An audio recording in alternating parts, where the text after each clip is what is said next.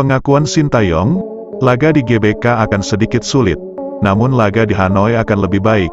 2 kali menang lawan Vietnam menjadi janji harga mati bagi Sintayong. Menaturalisasi banyak pemain. Sintayong mengaku semakin memikul beban besar, namun dia akan buktikan bahwa Indonesia bisa menembus Piala Dunia. PSSI sementara waktu stop menaturalisasi pemain. Setelah laga lawan Vietnam, baru akan dibicarakan lagi guna dipersiapkan melawan Irak. Pernyataan percaya diri Sintayong, tanpa Tom Haye dan Ragnar, timnas Indonesia sudah kuat untuk lumat Vietnam, dan akan dibuktikan di GBK. Pengakuan jujur punggawa Vietnam, soal kekuatan terbaru timnas Indonesia. Kesiapan kedua tim, antara Indonesia kontra Vietnam. Jelang duel di laga kualifikasi Piala Dunia, media Vietnam memberitakan, timnas Indonesia akan gempur abis Vietnam di GBK demi menggeser posisi Vietnam. Berikut berita selengkapnya yang sudah kami rangkum.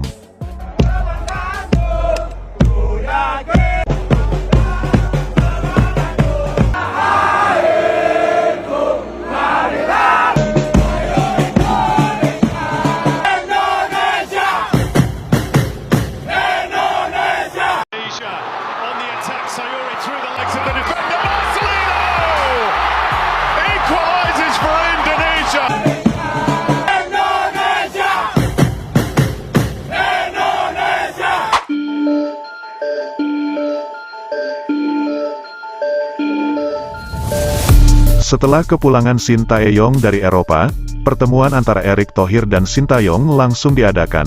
Keduanya berkoordinasi untuk membahas satu persatu langkah timnas jangka pendek hingga jangka panjang. Sintayong juga mengetahui kabar bahwa proses Tom Haye dan Ragnar belum usai. Dengan begitu, sementara waktu kedua pemain tersebut belum bisa melakukan debutnya saat melawan Vietnam di Gelora Bung Karno. Namun proses tetap akan diusahakan secepatnya, agar keduanya sudah siap debut di Maidin National Stadium Hanoi, di laga kedua pada tanggal 26 Maret. Mengetahui hal itu, pelatih asal Korsel tersebut tidak begitu mempermasalahkan. Dia mengaku komposisi pemain sudah baik. Walau kedua pemain tersebut belum bisa bergabung, skuad Indonesia sudah bisa diandalkan, apalagi bek tangguh tinggi besar seperti JIZ dan Nathan Cho sudah bergabung. Kedua pemain tersebut sudah lebih dari cukup untuk membantu lini pertahanan serta serangan.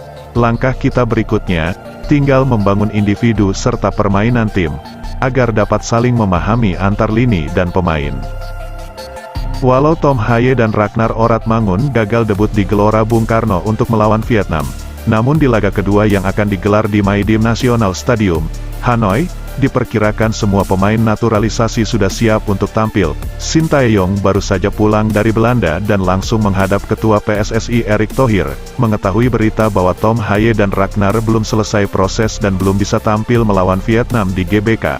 Bagi Sintayong itu bukanlah masalah baginya. Kabar baiknya, pelatih 53 tahun tersebut tidak terlalu mempermasalahkan hal itu. Bahkan dia mengatakan, walau kedua pemain Tom Haye dan Ragnar belum bisa tampil di Gelora Bung Karno nanti, saya percaya diri tinggi, Indonesia dapat melumat Vietnam di kandang sendiri nanti. Berikutnya di leg kedua, semua pemain sudah bisa tampil untuk dikombinasikan. Di Hanoi nanti, kita juga akan berusaha meraih kemenangan di hadapan supporter Vietnam nanti. Itulah ungkapan kepercayaan diri pelatih asal Korsel tersebut. Senada dengan apa yang dikatakan Sintayong, setelah kedua tim antara Indonesia dan Vietnam merilis daftar pemain, jelang duel perdana di Gelora Bung Karno, penggawa timnas Vietnam sempat memberikan pernyataan soal kesiapan serta kekuatan kedua tim, antara peluang Indonesia dan Vietnam.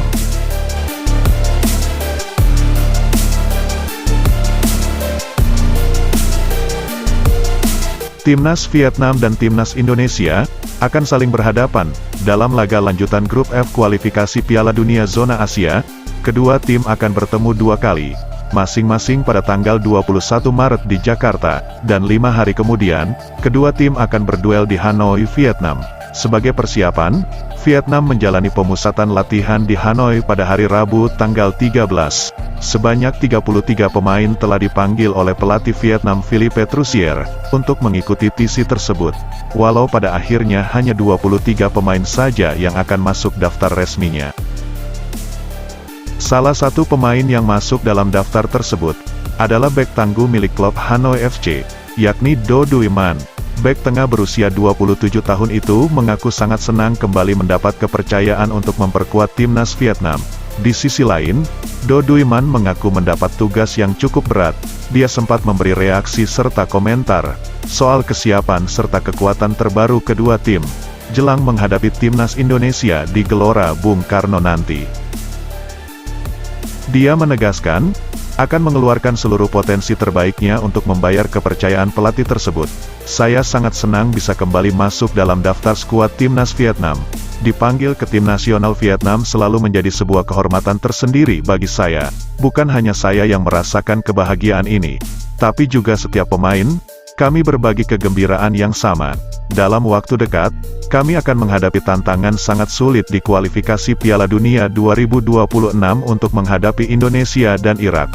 Walaupun kekuatan Filipina tidak bisa dianggap remeh, namun dalam hal ini, tentu level dan kelas permainan Indonesia dan Irak berbeda dengan level Filipina.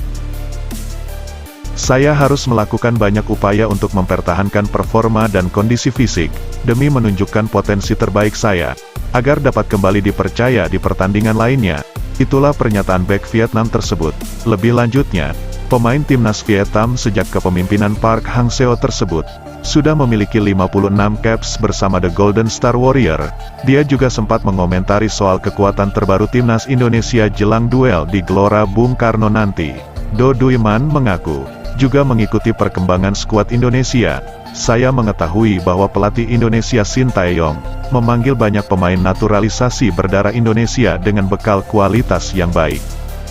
Bek tangguh Vietnam tersebut mengaku, saya tidak bisa memungkiri, sekalipun tanpa kehadiran sejumlah pemain naturalisasi, sejatinya timnas Indonesia sudah menjadi tim yang kuat. Permainan Indonesia juga mampu bersaing di Asia, ditambah, mereka juga diuntungkan dengan banyaknya pemain berdarah Indonesia yang berkarir di Liga Utama Eropa. Hal itu semakin memaksimalkan potensinya bersaing di kancah Asia secara global. Do Duiman menilai, kekuatan timnas Indonesia kini semakin bertambah, dengan hadirnya sederet pemain naturalisasi yang berlaga di benua biru Eropa, yang tentu kompetisi liganya jauh lebih kompetitif dari liga kawasan Asia. Tapi bagi kami, itu menjadi tantangan tersendiri yang harus kami capai bersama, demi meningkatkan kualitas permainan ke level yang lebih tinggi. Saat diwawancarai media lokal Vietnam, bahkan Do Duiman mengaku, kadang kami bergurau dengan rekan satu tim. Terkadang kami merasa bingung kita mau melawan timnas Indonesia atau timnas Belanda. Begitu mudahnya mengakses informasi di banyak media, dengan translating bahasa. Saya mengetahui bahwa Indonesia menaturalisasi hingga 11 pemain, dan kabarnya, jumlah itu masih akan bertambah. Setelah kami melihat performa mereka, ternyata pemain yang direkrut Indonesia memiliki kualitas yang baik di Eropa. Hal itulah yang membuat kami menganggap timnas Indonesia saat ini tak jauh berbeda dengan timnas Belanda. Skuad mereka saat ini dihuni banyak pemain yang berkompetisi di luar negeri. Di setiap posisi lini per lini, mereka lebih memiliki potensi untuk bersaing di kancah Asia dengan keahlian mereka masing-masing. Itulah kutipan komentar Do Duiman. Dia juga menambahkan, sebenarnya sebelum itu, Indonesia juga bukanlah tim yang mudah untuk dikalahkan. Mereka memiliki gaya bermain yang cepat dan agresif, hampir serupa dengan permainan kami, dan kini kami harus lebih bekerja keras lagi, dengan ketambahan pemain naturalisasi baru, yang memiliki akurasi passing dengan permainan simple namun efektif. Hal itu tentu membuat kami semakin tertantang, walaupun mereka lebih diunggulkan, namun kami akan berusaha memberikan perlawanan yang terbaik. Hal itulah yang membuat kami semakin bersemangat. Kami akan berusaha mengimbangi skuad terbaru Indonesia.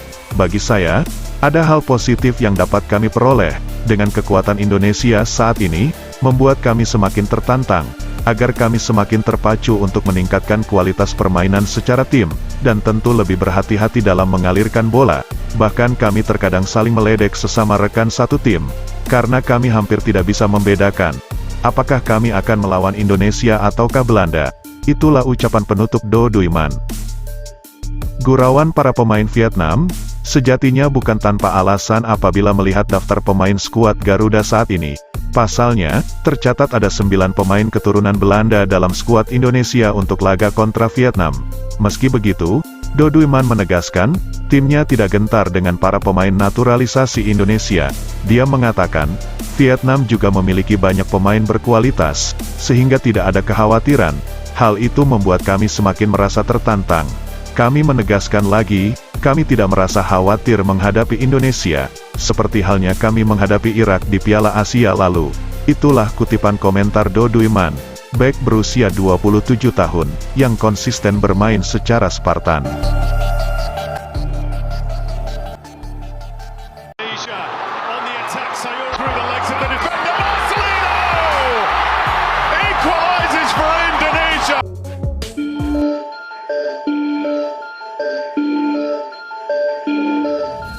Kemenangan jadi harga mati bagi timnas Indonesia saat melawan Vietnam di kualifikasi Piala Dunia.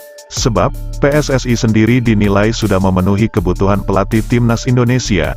Jelang laga krusial tersebut, Sintayong memang diberikan banyak kemudahan dalam upaya membangun kekuatan timnas Indonesia oleh PSSI. Hal itu dilihat mulai dari pemain yang diinginkan sudah diberikan. Sederet pemain keturunan yang diminta juga sudah mendapat kemudahan untuk diprioritaskan dalam proses naturalisasinya. Dalam hal ini, PSSI benar-benar sudah totalitas untuk memenuhi keinginan Sintayong. Dengan begitu, sudah jadi hal yang seharusnya, jika seluruh rakyat Indonesia menginginkan hasil yang maksimal dari upaya tersebut.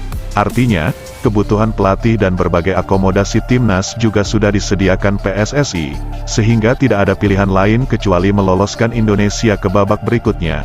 Kuncinya, STY harus bisa memenangkan dua laga terdekat itu. Dua laga melawan Vietnam akan menjadi kunci bagi Sintayong terkait nasib kontraknya apakah bisa diperpanjang atau justru diganti. Jadi, timnas Indonesia harus menampilkan performa terbaik dalam laga nantinya. Ini laga penting. Bahkan Vietnam saja sudah menunjukkan respon ketar-ketir akan menghadapi Indonesia. Ini menandakan kemenangan merupakan harga mati dan tidak bisa ditawar. Menyoroti sikap Sintayong yang memang sudah menyatakan percaya diri timnas Indonesia akan menang dari Vietnam di dua laga. Rasa optimisme itu dinilai pastinya akan membuat pemain percaya diri untuk bermain totalitas dalam laga nanti. Jika Sintayong sudah yakin bisa menang, kita ikut optimistis timnas bisa membekuk Vietnam dua kali. Dengan kondisi di atas, menarik menantikan duel timnas Indonesia vs timnas Vietnam. Laga itu akan digelar dua kali pada bulan Maret ini. Apa yang sudah diberikan PSSI pada Sintayong merupakan totalitas demi memenuhi targetnya, mengingat lawan yang akan dihadapi bukanlah Jepang atau Inggris, melainkan Vietnam yang mana di kesempatan lain, Indonesia juga sering mengalahkan Vietnam. Dengan modal deretan pemain naturalisasi, kemenangan atas Vietnam di dua laga menjadi harga mati yang tidak bisa ditawar lagi. Kebahagiaan sekaligus kekhawatiran itu rupanya juga dirasakan langsung oleh Sintayong sendiri. Tidak hanya Sintayong, bahkan Ketua PSSI Erick Thohir juga merasa tertuntut agar timnas Indonesia diharuskan menembus putaran ketiga bahkan tembus ke ajang akbar Piala Dunia. Menanggapi konsekuensi dengan menaturalisasi banyak pemain, Sintayong sadar, artinya dia akan menambah beban besar untuk lebih tanggung jawab atas keharusannya menaikkan level sepak bola Indonesia di kancah internasional. Pelatih asal Korea Selatan tersebut mengakuinya, setelah merekrut banyak pemain naturalisasi, dia mengaku, hal itu justru membuat dirinya merasa beban itu semakin besar. Dengan beberapa amunisi baru kelas Eropa, sejatinya timnas Indonesia seolah sudah menang sebelum bertanding, dan tentu sangat siap bertempur untuk melumat abis Vietnam dengan kepercayaan diri yang semakin tinggi. Yang mana Sintayong memanggil sejumlah pemain untuk dipersiapkan melawan Vietnam. Pada pemanggilan kali ini, Sintayong menambahkan 4 pemain keturunan, yakni 2 pemain SC Heerenveen, Tom Haye dan Nathan Cho, bek Venezia J. Izes, serta penggawa Fortuna Sittard, yakni Ragnar Oratmangun. Dari 4 pemain tambahan itu, baru Izes dan Nathan Cho yang dipastikan menjalani debut di Gelora Bung Karno pada tanggal 21 Maret ini. Sedangkan Tom Haye dan Ragnar Oratmangun belum melakukan pengambilan sumpah menjadi warga negara Indonesia. Hal itu terkendala keterlambatan Ketua DPR Puan Maharani dalam menandatangani teken yang diajukan. Sedangkan batas akhir pendaftaran nama pemain sudah berakhir pada tanggal 13 Maret lalu.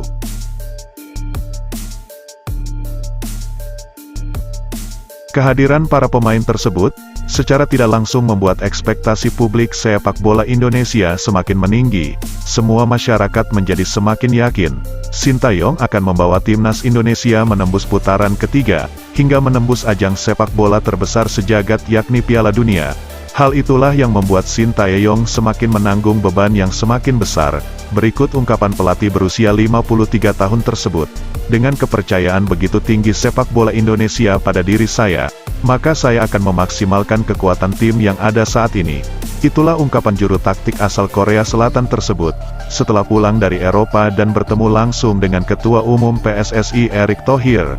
Dengan demikian, pihak PSSI berencana untuk sementara waktu akan menyetop tambahan para pemain naturalisasi, yang rumornya akan terus ditambah Sintayong demi menggenjot kualitas sepak bola timnas Indonesia.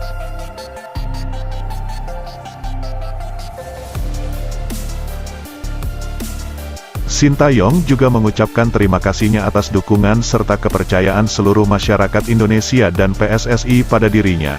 Berikut ucapan Sintayong, "Saya berterima kasih atas usaha dari Ketua Umum PSSI dan pemerintah Indonesia, yang bersedia menambah beberapa pemain berdarah Indonesia, untuk menjadi bagian dari timnas. Meski harus saya akui, hal itu secara tidak langsung justru sebagai bentuk beban tanggung jawab besar pada diri saya sendiri. Saya akan berusaha yang terbaik untuk mempersiapkan tim ini agar kompak dan menang di setiap laga per laganya." Pelatih asal Korea Selatan itu juga menambahkan, ia memantau perkembangan para pemain, terutama yang berkarir di Eropa. Sintayong melakukan tur ke Belanda, Belgia dan Italia, untuk menemui para pemain yang merumput di sana, guna melihat kondisi serta perkembangan para pemain. "Saya sudah melaporkan perkembangan terakhir setiap pemain yang berada di Eropa. Secara keseluruhan kondisi pemain sudah sangat bagus. Beberapa pemain yang saya temui di Eropa, mereka semua juga dalam keadaan terbaik." Itulah ungkapan Sintayong pada Ketua PSSI. Dalam hal ini, pelatih asal Korea Selatan tersebut berjanji akan mengemban tugas sebaik mungkin, demi membawa timnas Indonesia mencapai cita-citanya menembus ajang sepak bola terbesar sejagat, yakni Piala Dunia, dengan dukungan yang begitu besar, dan kepercayaan semua instansi hingga seluruh rakyat Indonesia pada dirinya. Sintayong berjanji akan menaikkan level sepak bola Indonesia, dan optimis dapat menembus Piala Dunia 2026.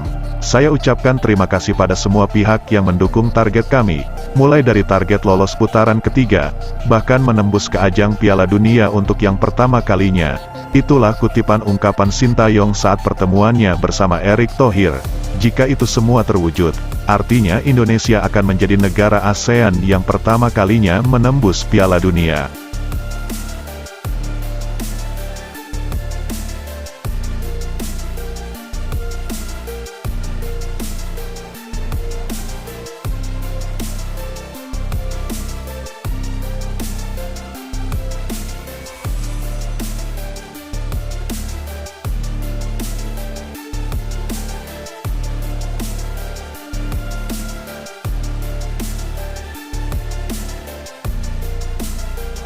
Sebelum meninggalkan tayangan ini, silakan Anda subscribe channel YT Real ini, agar Anda terus mendapatkan berita perkembangan serta informasi jadwal pertandingan timnas Indonesia selanjutnya. Sampai jumpa di tayangan berikutnya. Bye YT Real.